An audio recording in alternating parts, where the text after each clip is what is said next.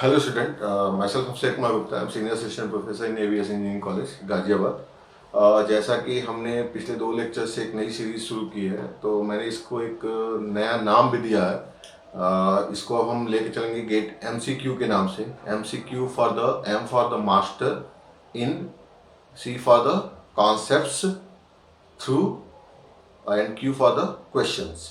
तो एक नया प्लेटफॉर्म लेके हम चल रहे हैं, तो इसलिए मैंने सोचा कि इसको एक नया नाम दे दिया जाए। तो मैं इसको MCQ के नाम से इनिशिएट किया हूँ मैंने।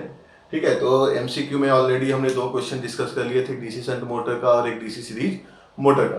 क्लियर? ठीक है, तो इस बार मैं एक सेपरेटली एक्साइटेड डीसी मोटर का एक क्वेश्चन लेके आया हूँ गेट का। गेट 2010 का ये क्वेश्चन है, कॉमन डाटा टाइप क्वेश्चन था, यानी 2 सब पार्ट थे और दोनों 2-2 मार्क्स के क्वेश्चन थे। क्लियर? ठीक है, तो ये दोनों 2-2 मार्क्स के क्वेश्चन थे। इसमें क्या दिया हुआ था कि separately excited DC motor runs at 1500 RPM under no load condition. No load condition में उसकी स्पीड 1500 आरपीएम थी, और जो सप्लाई वोल्टेज दिया हुआ था 200 वोल्ट दिया हुआ है to the armature. To the armature का मतलब ये हो गया कि सप्लाई इनपुट आप कितना दे रहे हैं। क्लियर? वो काउंटर ईएमएफ नहीं होता है। बहुत लोग कंफ्यूज होते हैं, आर्मेचर ईएमएफ दिया हुआ है तो उसको ईए मान लेते हैं या ईबी मान लेते हैं। ऐसा नहीं होता है। EB या EA द काउंटर EMF और the back EMF for the motor. Armature अगर EMF की बात करेगा तो वो इनपुट सप्लाई की ही बात करेगा। लॉजिक क्लियर है? ठीक है, तो to the armature the field voltage maintained at its rated value, the speed of motor when it delivers a torque of 5 newton metre, 1400 RPM दिया हुआ है। और ये स्पीड टॉर्क एटसी दिया गया है सेपरेटली एक्साइटेड डीसी मोटर के लिए। और ये भी दिया हुआ है कि जो सेपरेटली एक्साइटेड डीसी मोटर का फील्ड वाइंडिंग है वो रेटेड वैल्यू पे मेंटेन्ड है, यानी वो रेटेड उसको एक्साइटेशन दे दिया गया है और उस पे वो मेंटेन है। क्लियर? ठीक है, तो ये चीजें गिवन है। अब देखें आगे। आगे क्या पूछा है कि इसने डायग्राम ये दे दिया है, ये डायग्राम है 1500 आरपीएम, 1400 आरपीएम 5 न्यूटन मीटर में मिल रहा है। आपसे पूछा क्या जा रहा है, अगर रोटेशनल लॉसेस और आर्मेचर रिएक्शन को नेग्लेक्ट कर दिया जाए तो क्वेश्चन क्या है, आर्मेचर रेजिस्टेंस की वैल्यू बतानी है, what is the armature resistance of the motor. और दूसरा ये पूछा है कि अगर टॉर्क का वैल्यू जो है वो 2.5 न्यूटन मीटर हो जाए एट 1400 आरपीएम पे, तो आर्मेचर वोल्टेज की वैल्यू कितनी होगी जो हम अप्लाई करेंगे। क्लियर? तो ये बेसिकली क्वेश्चन को फ्रेम किया गया। ठीक है, क्वेश्चन काफी अच्छा भी है। तो हम क्या करेंगे कि जो कन्वेंशनल अप्रोच है उसको भी लेके लगाएंगे और एक डायरेक्ट मेथड भी देखेंगे जिसके थ्रू भी हम क्वेश्चन को सॉल्व करेंगे। यानी 2 मेथड्स हम यहाँ पे क्वेश्चन को सॉल्व करने के लिए यूज करेंगे। पहला मेथड जो कन्वेंशनल अप्रोच है उसके थ्रू चलेंगे। फिर मैंने एक आपको इक्वेशन बताई थी कि इस इक्वेशन का बहुत इंपॉर्टेंट रोल होता है, उस इक्वेशन के थ्रू हम क्वेश्चन को सॉल्व करने की कोशिश करेंगे। तो पहले हम स्टार्ट करते हैं क्वेश्चन को कन्वेंशनल अप्रोच से सॉल्व करने के लिए। ठीक है, तो 2010 का क्वेश्चन है ये तो क्लियर हो गया होगा आपको।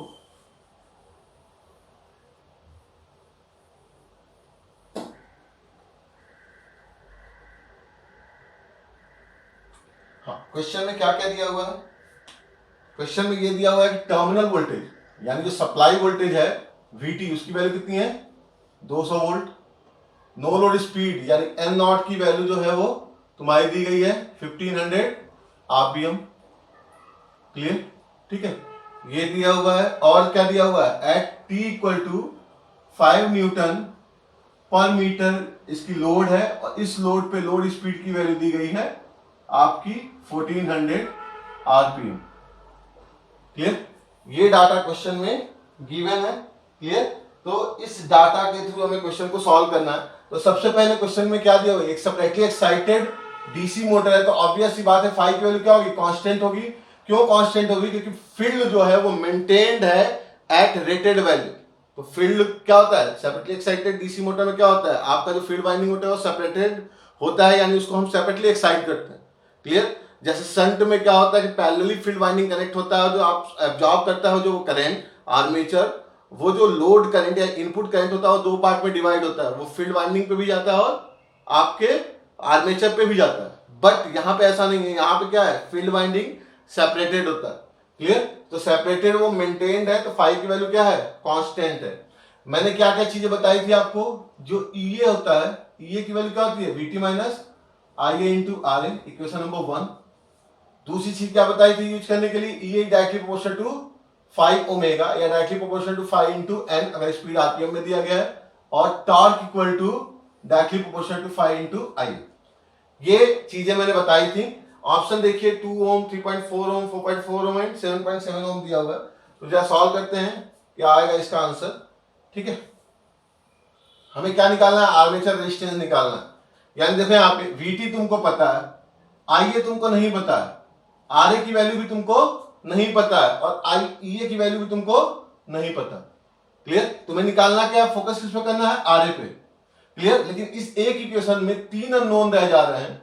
क्लियर, और आपको निकालना है केवल आरए की वैल्यू। तो कैसे इस क्वेश्चन को अप्रोच करेंगे देखते हैं जरा।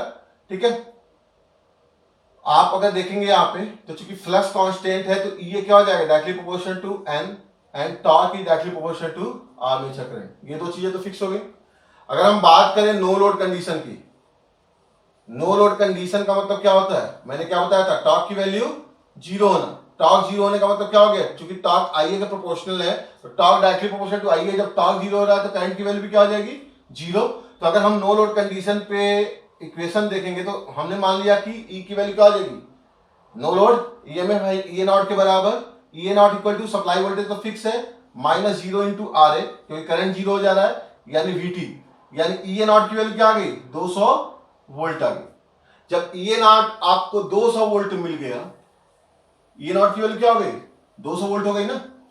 और हम क्या देख रहे हैं कि E directly proportional to speed है, और हमें किस स्पीड पे इसको एनालाइज करना है। आपका जो टॉर्क दिया हुआ है वो कितना दिया हुआ है, 5 न्यूटन मीटर पे, और स्पीड कितनी है, 1400 आरपीएम।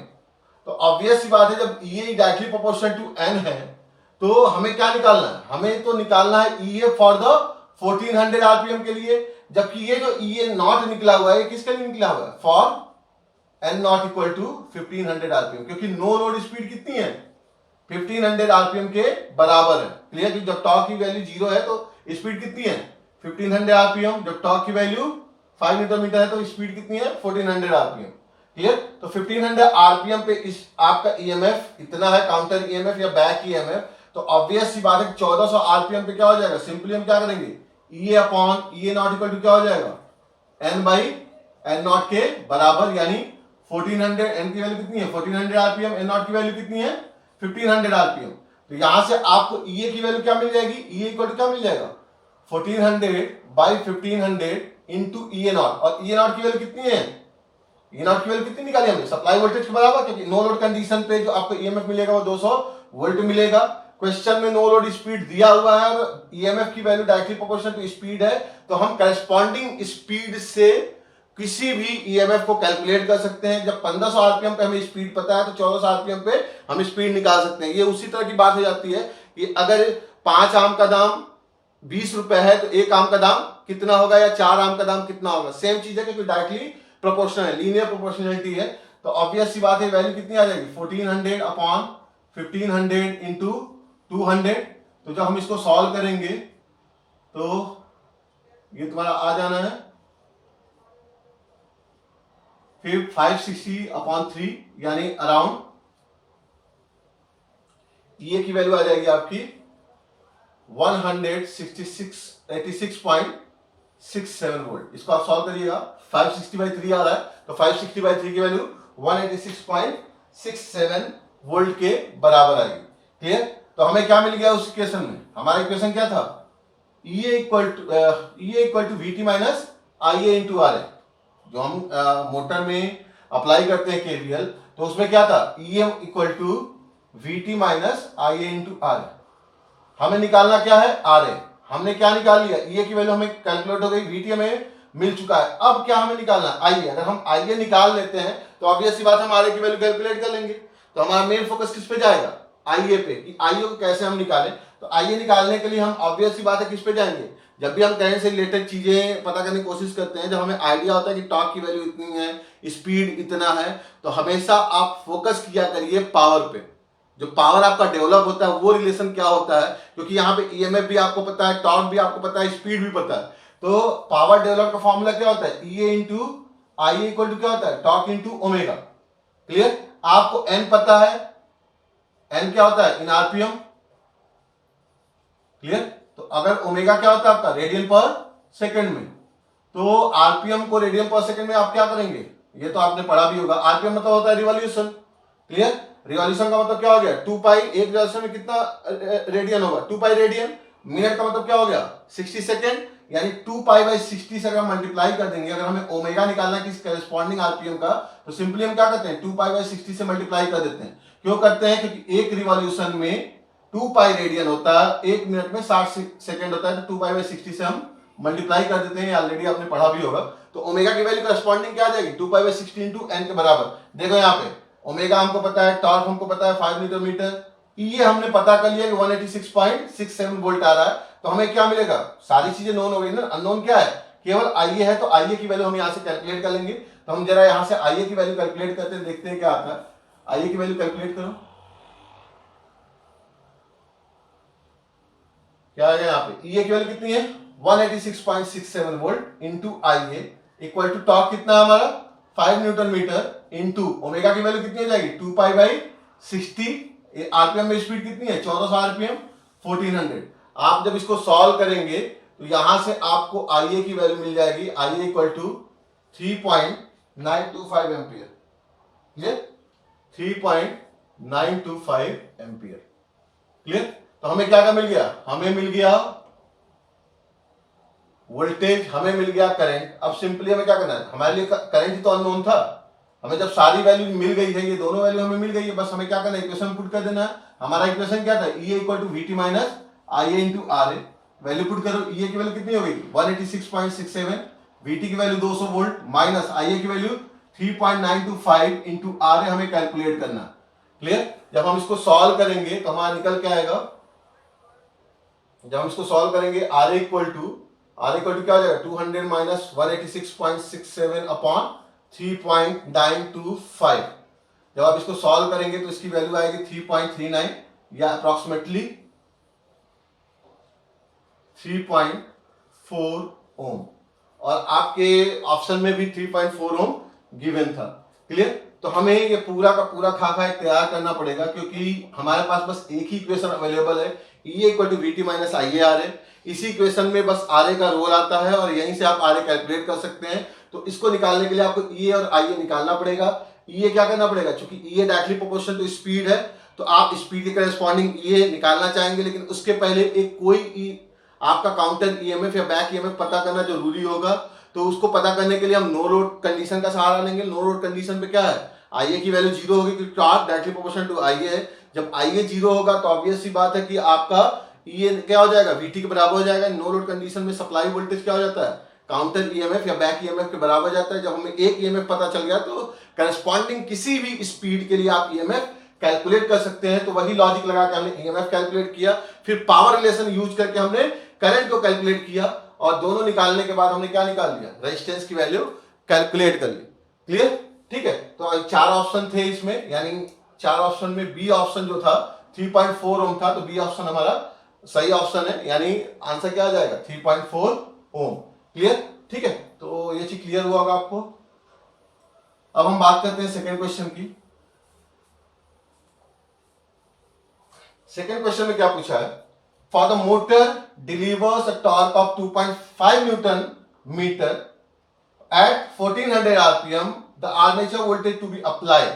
यानी यहां पे क्या हो रहा है कि टॉर्क चेंज हो रहा है। क्लियर। जब टॉर्क चेंज हो रहा है तो उसके करस्पॉन्डिंग कितना आर्मेचर वोल्टेज यानी कितना सप्लाई वोल्टेज होगा, ये पूछा जा रहा है। क्लियर। देखो यहां पे फिर से वही चीज, टॉर्क क्या है, directly proportional to armature current है। क्लियर। ई ये क्या है, डायरेक्टली प्रोपोर्शनल टू स्पीड है। क्लियर। पहले जो क्वेश्चन में गिवन है, क्वेश्चन में क्या गिवन है, at N equal to 1400 RPM आपका जो रेटेड टॉर्क है वो कितना है 5 न्यूटन मीटर। अब दूसरे क्वेश्चन में क्या कह रहा है, देखो यहां पे क्वेश्चन में मेन इंपॉर्टेंट चीज ये है, स्पीड जो है अभी भी 1400 आरपीएम है, लेकिन जो टॉर्क है वो रिड्यूस हो कितना हो जा रहा है 2.5 न्यूटन मीटर। यानी स्पीड चेंज नहीं हो रहा है, लेकिन टॉर्क की वैल्यू क्या हो जा रही है 2.5 न्यूटन मीटर हो जा रही है। यानी सप्लाई जो पावर देगा उसकी वैल्यू क्या हो गई, कम हो गई, तभी क्या हो गया टॉर्क की वैल्यू आधी होगी। लॉजिक क्लियर है। ठीक है। तो कभी कभी क्वेश्चन ऐसे भी फ्रेम होते हैं, जैसे मान लो अगर यही क्वेश्चन है तो यहाँ पे ऑब्वियस सी बात है 200 वोल्ट सप्लाई वोल्टेज है, तो हमारा आंसर जो आएगा वो 200 वोल्ट से कम ही आना चाहिए, क्योंकि सेम स्पीड पे टॉर्क की वैल्यू कम हो गई है। टॉर्क की वैल्यू कम होने का मतलब torque directly proportional to armature current है, तो आर्मेचर करंट की वैल्यू कम होना, और हमें पता है कि ये इक्वल टू क्या होता है, VT minus IA into RA, या VT इक्वल टू क्या होगा, EA प्लस IAR। तो यहां पे क्या है कि चूंकि स्पीड चेंज नहीं हो रही है तो ये तो फिक्स हो गया, ये तो चेंज नहीं होना है। आपका क्या हो रहा है, टॉर्क चेंज हो रहा है, टॉर्क चेंज होने की करस्पॉन्डिंग आर्मेचर करंट चेंज होगा। तो यहाँ पे टॉर्क रिड्यूस हो रहा है, तो टॉर्क रिड्यूस होने की वजह से क्या हो जाएगा, आईए भी क्या होगा, रिड्यूस होगा। जब आईए रिड्यूस होगा तो VT की वैल्यू भी क्या होगी, रिड्यूस होगी। तो कभी कभी क्वेश्चन ऑप्शन से भी निकल के आते हैं, जैसे मान लो यहाँ पे 4 ऑप्शन है, क्योंकि यहाँ पे 2 ऑप्शन जो है वो सप्लाई वोल्टेज जो रेटेड के लिए दिया हुआ था 200 वोल्ट दिया था, उससे कम पे है 2 ऑप्शन, तो आप ये रिस्क यहाँ पे नहीं उठा सकते हैं। लेकिन अगर मैंने यहीं पे ये 225.5 वोल्ट दिया होता तो देखिए यहाँ पे 3 ऑप्शन जो है वो 200 वोल्ट से ज्यादा हैं, लेकिन टॉर्क कम हो रहा है, टॉर्क कम होने से आर्मेचर करंट कम हो रहा है, तो ऑब्वियस सी बात है जो टर्मिनल वोल्टेज या सप्लाई वोल्टेज वो कम होना ही होना है। तो ऑब्वियस सी बात है जब तीनों वोल्टेज ज्यादा है 200 वोल्ट से, तो ये ऑप्शन हो नहीं सकते क्योंकि वोल्टेज रिड्यूस होना है, तो ऑब्वियस सी बात है कि ऑप्शन 193.3 हो जाना है। लेकिन यहाँ पे ऐसा नहीं है, यहाँ पे 2 ऑप्शन दिया हुआ है बिलो 200 वोल्ट, तो यहाँ पे हिट एंड ट्रायल आप मत करिएगा। यहाँ पे मैं क्वेश्चन के कॉन्सेप्चुअल अप्रोच को लेके ही चलना, क्लियर, ठीक है। अदरवाइज कभी कभी 1 नंबर में क्वेश्चन ऐसे बनते हैं कि ऑप्शन से ही निकलते हैं, तो उस कंडीशन में ये एक चीज आप ध्यान रखिएगा, कॉन्सेप्चुअली आप देख सकते हैं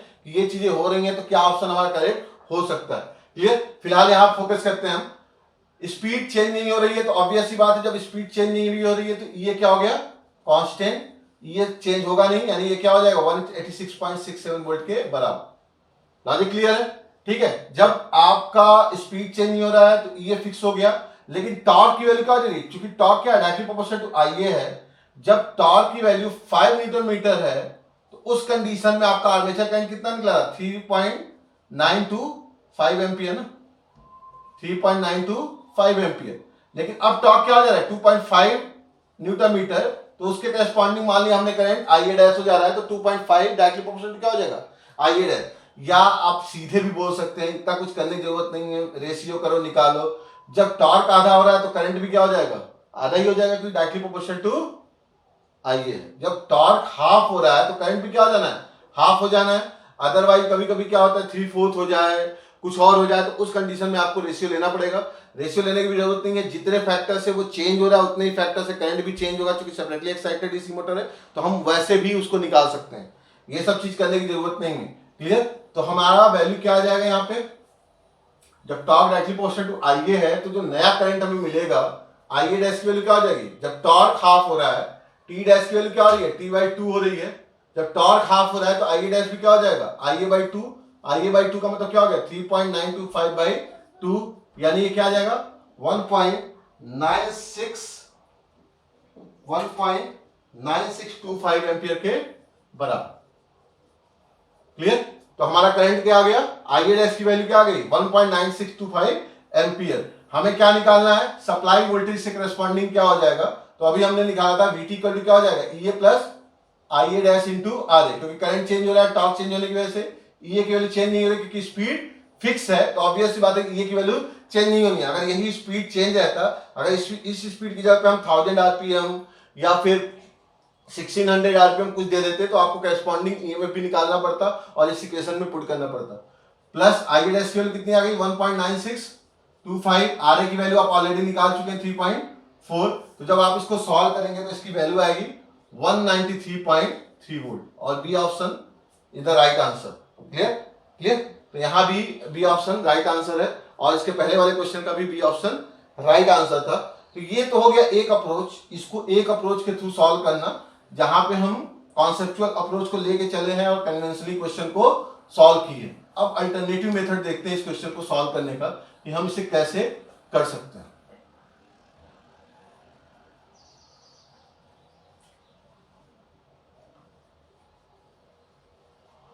अगर आपको याद हो, मैंने पहले ही लेक्चर में जो MCQ का पहला ही लेक्चर था उसमें एक आपको इक्वेशन बताया था मैंने, -RA/K∅² × T plus V T upon K phi. मैंने बताया था कि ये जो फॉर्मूला है बहुत ही इंपॉर्टेंट रोल प्ले करता है, तो इसका आप ध्यान रखिएगा।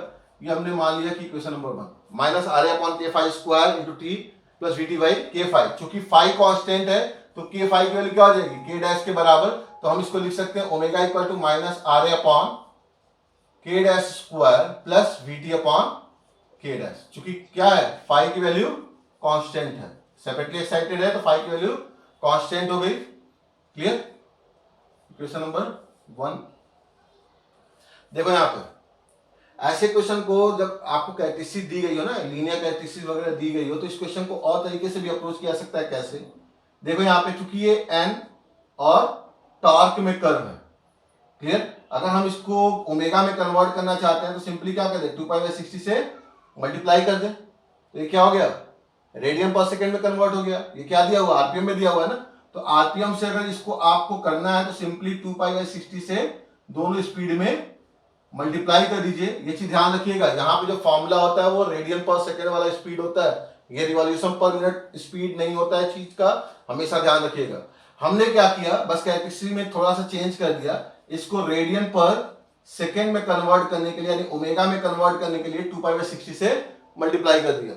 अब देखो इस लाइन का इक्वेशन आप सीधे लिख सकते हैं। ये जो लाइन आपकी जा रही है स्ट्रेट लाइन है, तो y equal to M X plus C. Clear. या फिर y इक्वल टू या y minus y1 equal to y2 minus y1 upon x2 minus x1 into x, ये भी फॉर्मूला होता है।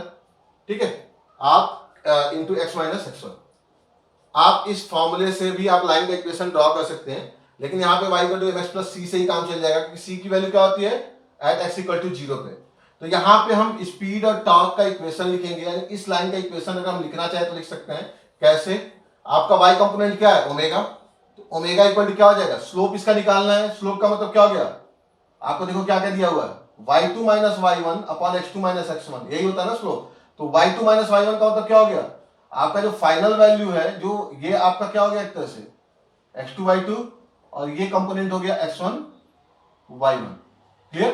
तो y2 माइनस y1, y2 की वैल्यू कितनी है 2π/60 इंटू 1400, चूंकि ओमेगा के टर्म में है, ओमेगा के टर्म में निकालने के लिए आपको सारा चीज ओमेगा के टर्म में ही करना पड़ेगा। तो क्या हो जाएगा, 2π/60 कॉमन हो गया। ठीक है, ये क्या हो जाएगा 1400 माइनस 1500, y2 माइनस y1 यानी 1400 माइनस 1500 आरपीएम, और 2π/60 मल्टीप्लाई हो रहा है तो कॉमन हो गया upon x2 minus x1। x2 की वैल्यू कितनी है, x का कॉमन कितना है 5 है, 5 माइनस इनिशियल वैल्यू कितनी है x1 0 है, plus initially at x equal to 0 पे यानी t इक्वल टू 0 पे आपको स्पीड कितनी मिल रही है 1500 आरपीएम, लेकिन आपको किस पे निकालना है इसको, रेडियन पर सेकंड में, यानी ओमेगा नॉट की वैल्यू क्या हो जाएगी 2π/60 into 1500। y equal to M X plus C, जहां पे c क्या है एट x इक्वल टू 0 पे आप वैल्यू कैलकुलेट करते हैं वो वैल्यू। क्लियर। तो आप जब इसको सॉल्व करेंगे तो ये आ जाएगा आपका माइनस 20 इंटू 2π/60, टी भी आएगा यहाँ पे, इंटू टी प्लस 2π/60 इंटू 1500। देखो यहाँ पे y एक्सिस का कंपोनेंट ओमेगा है और x एक्सिस का कंपोनेंट t है। क्लियर। और x एक्सिस पे कंपोनेंट जब 0 है तो आपको स्पीड कितनी मिल रही है 1500 आरपीएम, ये वैल्यू, और जब आपका स्पीड 1400 आरपीएम है तो ये मिल रहा है। क्लियर। तो ये इक्वेशन आपको मिल गया। अब देखो थोड़ा सा आसान हो जाता है ये। अब देखो ये वहां पे क्या था, हमें आईए भी निकालना पड़ता था, ये सारी चीजें करनी पड़ती थी। यहाँ पे बस आपने इस इक्वेशन को फाइंड आउट कर लिया तो आप इस और इस इक्वेशन को एक दूसरे से कंपेयर इजीली करा सकते हैं, यानी इक्वेशन 1 और 2 को कंपेयर कराओ, आपको आंसर मिल जाना है। देखो कैसे, इक्वेशन 1 और 2 को हम कंपेयर करा रहे हैं। हमने देखो मेन लॉजिक क्या है कि अगर आरपीएम में दिया हुआ है तो सबसे पहला काम आपको करना है कि इसको रेडियन पर सेकंड में कन्वर्ट करना ही करना है, तब जाके आपको अप्रोच लेना है। ये चीज ध्यान रखिएगा हमेशा। ठीक है। तो जब हम इस इक्वेशन को कंपेयर करेंगे तो कंपेयर करो तो R A by K dash square की वैल्यू कितनी आ रही है, R A by K dash square कितना आ रहा है, यहाँ भी माइनस है यहाँ भी माइनस है, तो कितना आ रहा है 20 इंटू 2π/60 के बराबर, यानी 20 इंटू 2π/60। क्लियर। ठीक है, यही आ रहा है ना। ठीक, ये आ गया और यहाँ पे आपको वैल्यू क्या हो जाएगा आर की वैल्यू आ जाएगी आपकी 23 हो गया ये 2π/3 इंटू के डैश स्क्वायर के बराबर। अगर के डैश की वैल्यू अगर हम कैलकुलेट कर लें तो हमारा सारा काम खत्म हो जाएगा। फिर कंपेयर करो, यहाँ पे वीटी बाई के डैश की वैल्यू क्या है, इसके बराबर है। यानी अगर हम कंपेयर करते हैं तो VT by K dash must be equal to 2π/60 into 1500। Clear?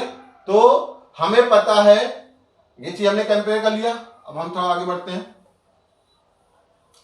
Compare करके हमने वीटी बाई के डैश की वैल्यू ये बता दी और R A by K dash square की वैल्यू हमने ये बता दी। यहां से आर ए की वैल्यू ये चीज आ जानी है। अब देखो यहाँ पे अगर हम देखें, यहाँ पे टर्मिनल वोल्टेज की वैल्यू कितनी है, 200 वोल्ट।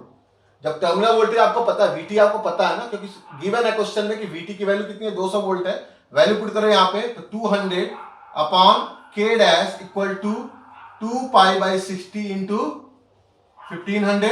जब हम इसको सॉल्व करेंगे तो के डैश की वैल्यू आएगी 4/π। आप इसको सॉल्व करके देख लीजिएगा, के की वैल्यू जो आ जाएगी वो 4/π के बराबर आ जाएगी। क्लियर? जब हमें के डैश की वैल्यू मिल गई, जब के डैश हमको मिल गया तो हमें क्या करना है, सिंपली पुट करना है। तो आर ए की वैल्यू क्या आ जाएगी, 2π/3 इंटू के डैश स्क्वायर यानी 16/π स्क्वायर। जब आप इसको सॉल्व करेंगे तो 32π/3 आएगा और इसका आंसर निकल के आएगा 3.39 ओम या 3.4 ओम के बराबर। आप यहां से भी आर ए की वैल्यू कैलकुलेट कर सकते हैं। ये भी एक अप्रोच है कि एक अननोन बस हमारा है के डैश, उसी को लेके बस सॉल्व करना। बेस हमें क्या निकालना है, इसका लाइन इक्वेशन एक बार निकाल देंगे, हमारा सारा क्वेश्चन वहीं पे समाप्त हो जाएगा और क्वेश्चन में कुछ बचा ही नहीं रह जाएगा।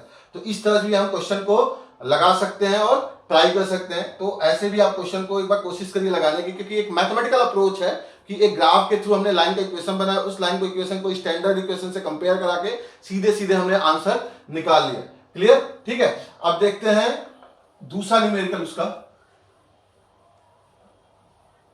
हमारा ओमेगा क्या निकल के आया था, omega equal to -20 into 2π/60 into T plus 2π/60 into 1500। ये निकल के आया था ना हमारा। ठीक है, या omega equal to -RA upon K dash square T plus VT upon K dash. Clear? तो हमें अब क्या करना है, आपसे क्वेश्चन क्या पूछा है, आपसे क्वेश्चन ये पूछा है कि टॉर्क पे स्पीड इतनी है। टॉर्क कितना दिया हुआ है, 2.5 न्यूटन मीटर। स्पीड कितनी है, n इक्वल टू 1400 आरपीएम। और इस पे आपका VT पूछा है कि VT की वैल्यू कितनी आएगी। देखो हमने के डैश की वैल्यू ऑलरेडी निकाल रखी है 4/π के बराबर। क्लियर? जब के डैश हमने निकाल रखा है तो आर की वैल्यू भी हमने निकाल रखी है 3.4 ओम। हमने सारी वैल्यू कैलकुलेट करके निकाल रखी है। ठीक है, तो अगर हम इस क्वेश्चन को अप्रोच करना चाहें तो हम इसको अप्रोच, देखो ये तो कांस्टेंट है, बस क्या होगा, VT की वैल्यू चेंज होनी है ना। आपका VT क्या होना है, चेंज होना है। ये चीज तो चेंज होगी नहीं। क्लियर? तो ये क्या है आपका -2π/3t plus VT upon K dash की वैल्यू कितनी आई थी, 4/π के बराबर। ठीक है, तो ये क्या हो जाएगा, -2π/3t प्लस π/4 VT। अगर हम इक्वेशन में पुट करें, क्योंकि हमारा VT चेंज होगा ना। क्लियर? क्योंकि टॉर्क, उस स्पीड के लिए टॉर्क की वैल्यू चेंज हो रही है। तो हमारा इक्वेशन है जिसमें स्पीड और टॉर्क का रिलेशन है। VT हमारा अननोन है, टॉर्क हमको पता है, स्पीड हमको पता है। हमें VT की वैल्यू कैलकुलेट करके बता देना है, हमारा आंसर मिल जाना है। क्लियर? -RA/k डैश स्क्वायर की वैल्यू क्या है, -20 इंटू 2π/60 यानी 2π/3 के बराबर है। ये भी हमको पता है। क्लियर? तो हमारे लिए अननोन क्या रहेगा, केवल VT की वैल्यू। तो हमें VT की वैल्यू ही कैलकुलेट करके निकालना है। तो सिंपली क्या करें, सारी वैल्यूज पुट करते जाओ। जब आपको n की वैल्यू पता है तो ओमेगा की वैल्यू क्या हो जाएगी, 2π/60 into 1400 equal to -2π/3 into T था ना, और टी की वैल्यू कितनी दी गई है, 2.5 newton metre plus VT dash जो चेंज वैल्यू आ रही है, VT डैश हमने मान लिया अपॉन 4/π। के डैश की वैल्यू कितनी है, के डैश की कांस्टेंट है, वो तो चेंज होगा नहीं क्योंकि k इंटू 5 की वैल्यू तो कांस्टेंट है, तो के डैश की वैल्यू भी कांस्टेंट रहेगी। तो के डैश की वैल्यू कितनी आई थी हमारी, 4/π, यानी ये आ गया था 4/π, तो पाई ऊपर चला जाएगा। क्लियर? ठीक है, देखो यहाँ पे हर जगह से पाई कैंसिल आउट हो जा रहा है, तो हम इसको लिख सकते हैं 2/60 into 1400 equal to 2/3 into 2.5 plus 1/4 VT dash. हम इसको ऐसे लिख सकते हैं। आप जब इसको सॉल्व करेंगे तो जब सॉल्व करेंगे तो VT डैश की वैल्यू क्या आएगी, देखो ये आपका 30 140, तो ये आ जाएगा आपका 1/4 VT डैश इक्वल टू, ये आपका आ जाएगा 14/3 प्लस 5/3, यानी कितना आ जाएगा ये,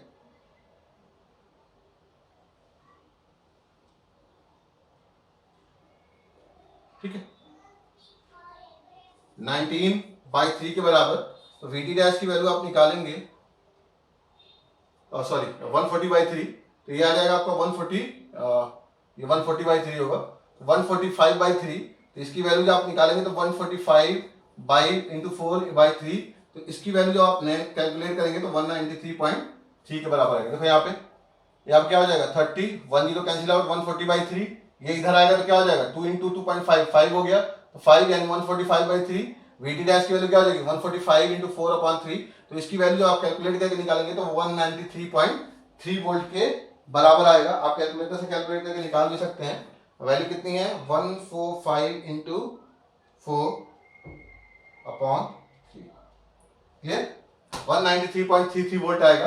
तो ये एक अप्रोच है इसको सॉल्व करने का। इस अप्रोच से भी आप क्वेश्चन को क्लियर कर सकते हैं, क्वेश्चन को क्रैक कर सकते हैं। देखो ये जो फॉर्मूला है, इस फॉर्मूले पे आप किसी भी स्पीड, किसी भी टॉर्क पे क्वेश्चन को आपसे पूछ लिया जाता है तो आप इजीली इसको सॉल्व कर सकते हैं। मान लो अगर 1400 आरपीएम की जगह पे बोल देता कि स्पीड 1200 आरपीएम हो जा रही है, तो उस कंडीशन में आप क्या करते हैं, वहां पे आप करस्पॉन्डिंग ये निकालते हैं, फिर उसको उसमें मैनिपुलेट करते हैं, तो मिस्टेक होने के चांसेस रहते हैं। यहाँ पे सिंपल एक सिंगल इक्वेशन है, बस ओमेगा की जगह पे आपको 1200 आरपीएम की जगह पे 2π/60 इंटू 1200 पुट कर देना है, करस्पॉन्डिंग टॉर्क पुट कर देना है और VT डैश की वैल्यू निकाल लेनी है। क्योंकि K डैश तो फिक्स है और स्लोप भी क्या है, फिक्स है, स्लोप भी तो चेंज होगा नहीं, स्लोप भी फिक्स है, क्लियर, ठीक है। कि स्लोप किस पे डिपेंड कर रहा है, -RA/K², K भी कांस्टेंट है, RA भी कांस्टेंट है।